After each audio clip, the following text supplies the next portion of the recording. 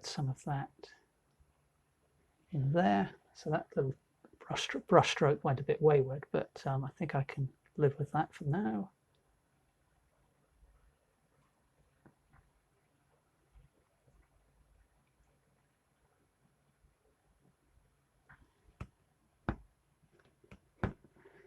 And I think what I'm actually going to do is, with a little bit of artistic license, I'm just going to start to put a few little gentle outlines in around the head with this color.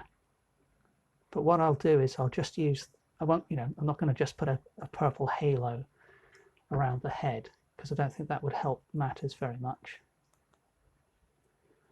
Just a few little dots here and there. A few little wisps and lines, just to help pick out the top of the head from the background. So I've added a few little extra touches to the head, just refined the drawing a little bit more. So now I've gone back to my smaller flat brush, and I'm going to use some of that pale purple for some of the fleece. Now that's not quite light enough, so I'm mixing in some of the titanium white.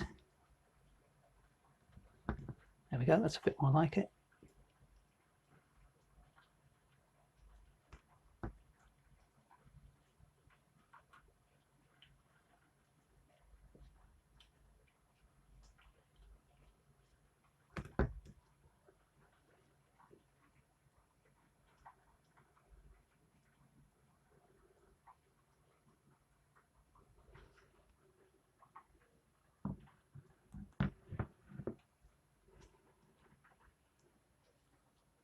So we've begun to introduce some of that lighter color, which is on the back of this particular animal.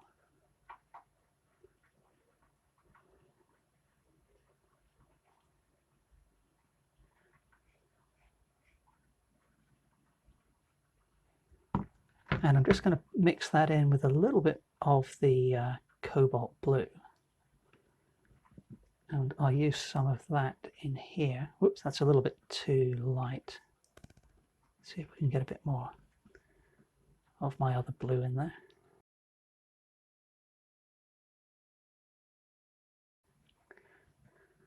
The cerulean.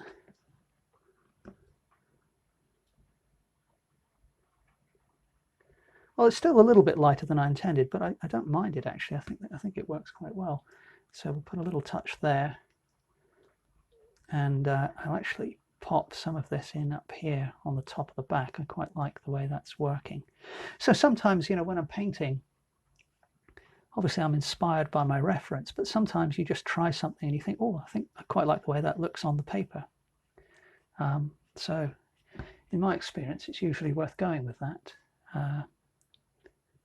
We'll just put a little lick of blue on that foreleg down there as well, which is just about off screen for you, but hopefully you saw me do that. Let me just adjust the, there we go, the camera angle.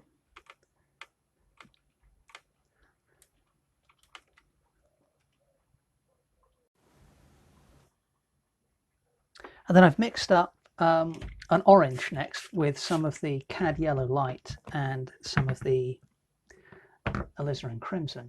And just like I put a few flecks of the blue in, I'm going to put a few flecks of this orange in.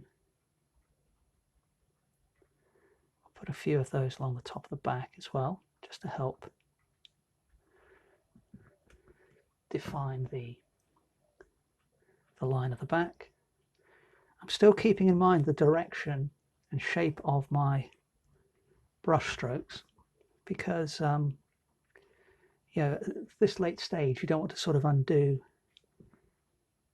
too much of what you've done.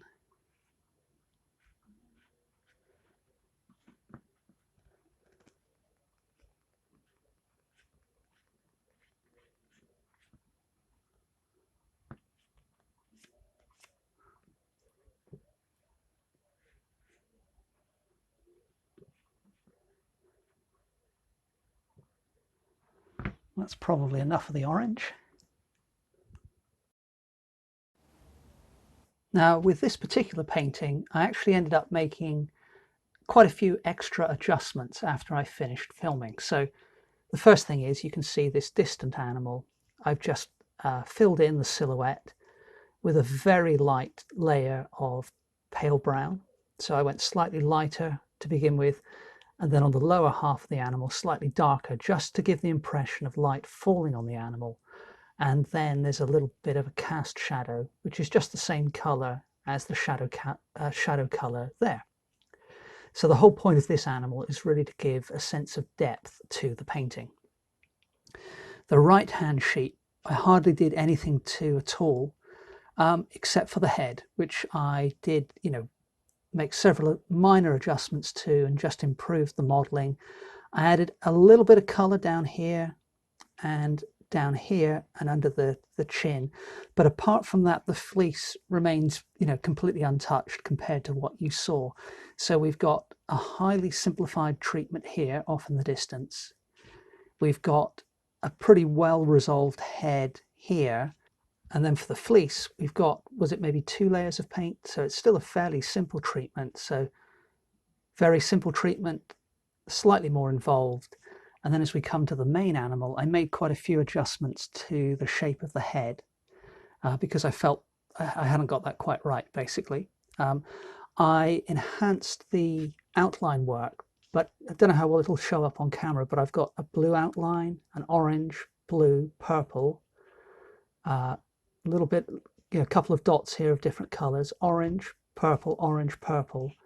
So the outline changes color as you go round, and the idea there is that, well, first of all, it's just more interesting visually, but it helps avoid that kind of just solid line you get in kind of comic book art, which isn't what I'm, that's not what I'm after. I also improved the kind of the modeling and the shape of the jaw and trimmed the side of the head here and here a little bit. So I feel that kind of makes for a much better sheep head. And then really for the fleece, the only other thing I did was with a liner brush, I put in just a few, well, quite a few actually, but just fine lines of different colors. I just wanted to add more color to this brown fleece. And the main thing I want to kind of inform you about here is that if you're having a go at doing that yourself, then in the light areas, you can have quite bright kind of wispy lines. But if you want to add them in the shadows, as I've done here, then although on camera they look quite bright, these wispy lines are in fact much darker than the wispy lines in the light areas. So if you're adding little bits of detail to your shadows, you still need to keep them very subdued. Well, that's that painting finished. Herdwick sheep, multitude of colors in the brown wool. Hope you enjoyed this video. Please remember to like, comment and subscribe, and I hope to see you next Sunday for the next episode of the Sunday Art Show. Thanks very much for watching.